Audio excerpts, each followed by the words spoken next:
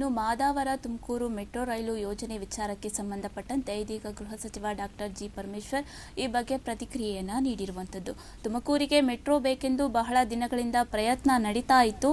ಕಳೆದ ಬಜೆಟ್ನಲ್ಲಿ ಫಿಸಿಬಿಲಿಟಿ ಅಧ್ಯಯನ ಮಾಡೋದಾಗಿ ಸಿಎಂ ಹೇಳಿದ್ರು.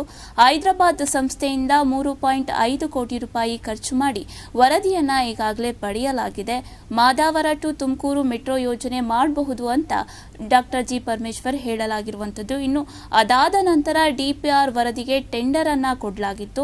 ಮೆಟ್ರೋದವರೇ ಬೇರೊಂದು ಸಂಸ್ಥೆ ಮೂಲಕ ಡಿಪಿಆರ್ ವರದಿಯನ್ನ ಸಿದ್ಧಪಡಿಸಿ ಕೊಟ್ಟಿದ್ದಾರೆ. ಮೆಟ್ರೋ ಯೋಜನೆಯನ್ನ ಪಿಪಿಪಿ ಮಾಡೆಲ್ನಲ್ಲಿ ಮಾಡಲಾಗ್ತದೆ. ಹಾಗೆ ಡಿಪಿಆರ್ ವರದಿಯನ್ನ 20,000 ಕೋಟಿ ಅಂದಾಜು ವೆಚ್ಚ ಎಂದು ಹಾಕಲಾಗಿರುವಂಥದ್ದು. ಸಂಪುಟ ಸಭೆಯಲ್ಲಿ ಚರ್ಚಿಸಿ ಮುಂದಿನ ಕ್ರಮದ ನಂತರ ಟೆಂಡರ್ ಕರಿತೀವಿ ಅಂತ ಇದೀಗ ಮಾಧ್ಯಮಗಳೊಂದಿಗೆ ತುಮಕೂರು ಮಾದಾವರ ಟು ತುಮಕೂರು ಮೆಟ್ರೋ ರೈಲು ಯೋಜನೆ ವಿಚಾರಕ್ಕೆ ಸಂಬಂಧಪಟ್ಟಂತೆ ಗೃಹ ಸಚಿವ ಡಾಕ್ಟರ್ ಜಿ ಪರಮೇಶ್ವರ್ ಈ ಬಗ್ಗೆ ಪ್ರತಿಕ್ರಿಯೆಯನ್ನ ನೀಡಿರುವಂಥದ್ದು. ಈ ಬಗ್ಗೆ ಮಾತನಾಡಿದ್ದಾರೆ, ನೋಡೋಣ. ಆಯುವ್ಯಯದಲ್ಲಿ ನಾವು ಫಿಸಿಬಿಲಿಟಿ ಮಾಡಿ ನೋಡ್ತೀವಿ ಅಂತ ಹೇಳಿದ್ರು. ಅದರಂತೆ ಸುಮಾರು 3.5 ಕೋಟಿ ರೂಪಾಯಿ ಖರ್ಚು ಮಾಡಿ ಹೈದರಾಬಾದ್ ಕಂಪನಿಯವರು ಫಿಸಿಬಿಲಿಟಿ ಸ್ಟಡಿಯನ್ನು ಮಾಡಿ ಸರ್ಕಾರಕ್ಕೆ ಕೊಟ್ಟಿದ್ರು. ಮಾಡಬಹುದು ಅನ್ನುವಂಥ ಅಂಶ ಅದರಲ್ಲಿ ಬಹಳ ಸ್ಟ್ರಾಂಗ್ ಆಗಿ ಕೊಟ್ಟಿದ್ರು. ಅದಾದ ಮೇಲೆ ಮತ್ತೆ ಚರ್ಚೆ ಮಾಡಿ ಇದಕ್ಕೆ ಒಂದು ಡಿಪಿಆರ್ ಮಾಡಬೇಕಾಗುತ್ತೆ ಅಂತ ಹೇಳಿ ಡಿಪಿಆರ್ ಮಾಡೋದಕ್ಕೆ ಮತ್ತೆ ಟೆಂಡರ್ ಕರೆದು ಆ ಪ್ರೋಸೆಸ್ನಲ್ಲಿ ಒಂದು ಕಂಪನಿಗೆ ಕೊಟ್ಟಿದ್ರು.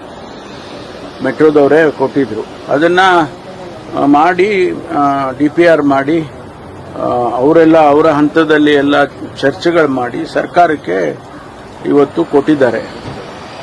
ಸರ್ಕಾರ ಅದನ್ನ ಪಿಪಿಪಿ ಮಾಡೆಲ್ನಲ್ಲಿ ಮಾಡಬೇಕು ಅಂತ ಹೇಳಿ ಪ್ರಸ್ತಾವನೆಯನ್ನ ತಯಾರು ಮಾಡ್ತಾ ಇದ್ದಾರೆ. ಏನೋ 20,000 ಕೋಟಿ ಅಂದಾಜಿನಲ್ಲಿ ಮಾಡಿದ್ದಾರೆ.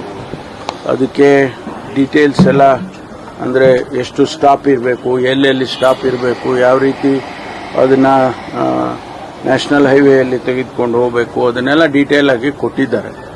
ಕ್ಯಾಬಿನೆಟ್ ಮುಂದೆ ಇಟ್ಟು ಮುಂದೆ ಏನು ಮಾಡಬೇಕು ಅಂತ ಹೇಳಿ ಎಕ್ಸ್ಪ್ರೆಷನ್ ಆಫ್ ಇಂಟ್ರೆಸ್ಟ್ಗಳನ್ನ ಕರೆದು ಟೆಂಡರ್ ಕರೆದು ಆ ಪ್ರೋಸೆಸ್ ಎಲ್ಲ ಚಾಲೂ ಆಗುತ್ತೆ.